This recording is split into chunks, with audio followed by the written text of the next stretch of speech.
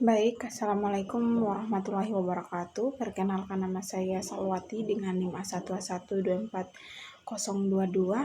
Saya dari kelompok 2. Saya dari kelompok 5 ingin mempresentasikan mengenai laporan penelitian kami yang berjudul Pertumbuhan Faktor Produksi Tenaga Kerja dan Modal serta pengaruhnya terhadap daya saing perdagangan internasional Provinsi Sulawesi Tenggara dalam perspektif negara kecil terbuka. Nah, yang pertama itu adalah latar belakang dan rumusan masalah.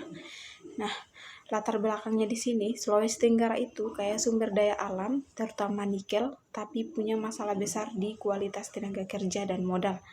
Lebih dari setengah angkatan kerja masih di sektor informal, sementara industri hilirisasi nikel butuh tenaga kerja terampil yang belum tersedia, sehingga banyak posisi diisi tenaga kerja asing. Dari masalah ini, penelitian ini kami merumuskan 5 pertanyaan. Yang pertama itu bagaimana kondisi tenaga kerja. Yang kedua, apakah ada kesenjangan kompetensi. Dan yang ketiga itu bagaimana tren investasi modal. Dan yang keempat itu bagaimana hubungan investasi dengan penyerapan tenaga kerja lokal. Dan yang kelima itu kebijakan apa yang dibutuhkan. Yang ketiga itu berikutnya ada landasan teori. Nah, penelitian ini berpijak pada 4 teori. Yang pertama adalah teori Heckscher-Ohlin yang menjelaskan bahwa pola perdagangan ditentukan oleh kelimpahan faktor produksi dan Sultra perlu menggeser keunggulannya dari sekedar bahan mentah ke produk bernilai tambah. Kedua itu teori negara kecil terbuka yang menyatakan Sulawesi Tenggara tidak bisa mempengaruhi harga pasar dunia sehingga satu-satunya jalan adalah efisiensi internal. Yang ketiga teori human capital dari Andriani tahun 2021 yang menjelaskan bahwa pentingnya pendidikan dan sertifikasi. Keempat, teori FDI dan akumulasi modal dari Emako dan kawan-kawan tahun 2023 yang menjelaskan bahwa manfaat investasi asing tergantung kualitas sumber daya manusia lokal. Nah, berikutnya itu ada metode penelitian, yang dimana penelitian ini menggunakan pendekatan kualitatif dengan metode wawancara secara mendalam. Informa kami adalah Bapak Haswin, mitra dari BPS Kabupaten Muna yang diwawancarai secara daring lewat Google Meet pada tanggal 29 Juni 2026. Data primer berasal dari 7 pertanyaan terstruktur dilengkapi data sekunder dari BPS, BKPM, dan jurnal ilmiah analisis menggunakan metode tematik 6 tahap dan keabsahan data dijaga lewat triangulasi sumber serta memberkaiting keinforman. Nah, berikutnya itu ada temuan utama wawancara.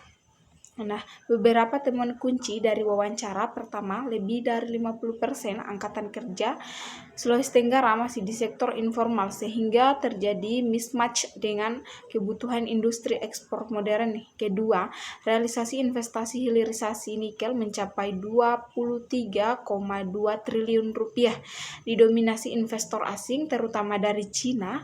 Yang ketiga, menurut data Indef 2023, setiap penambahan 1000 non-input nikel hanya menyerap sekitar 29 tenaga kerja, yang artinya bahwa daya serap tenaga kerja per unit investasi masih terbatas.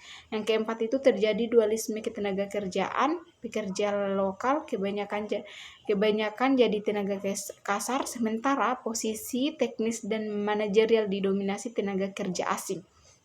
Nah, yang berikutnya itu 4 tema utama dan pembahasan. Dari analisis tematik kami menemukan 4 tema utama. Nah, tema pertama itu mismatch, kompetensi tenaga kerja lokal yang bersifat multidimensi mulai dari keterampilan teknis sampai bahasa asing. Tema kedua itu didominasi investasi asing yang diikuti ketergantungan pada tenaga kerja asing. di posisi-posisi strategis. Yang ketiga itu hambatan struktural karena standar internasional yang ketat sulit dipenuhi pelaku usaha kecil.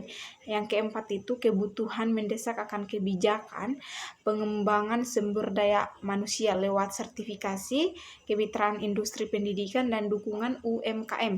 Yang kelima itu temuan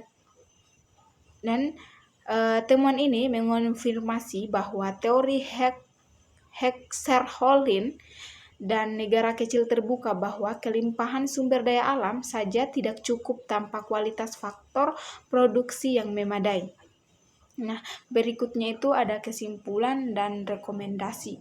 Nah, di sini kesimpulannya, kualitas tenaga kerja Sulawesi Tenggara masih lemah dan terjadi link and match yang buruk dengan industri, sehingga investasi modal memang tinggi tapi manfaatnya belum proporsional ke masyarakat lokal, dan terjadi dualisme tenaga kerjaan antara pekerja lokal dan tenaga kerja asing. Karena itu kami merekomendasikan pertama, kemitraan lembaga vokasi dengan industri itu untuk sertifikasi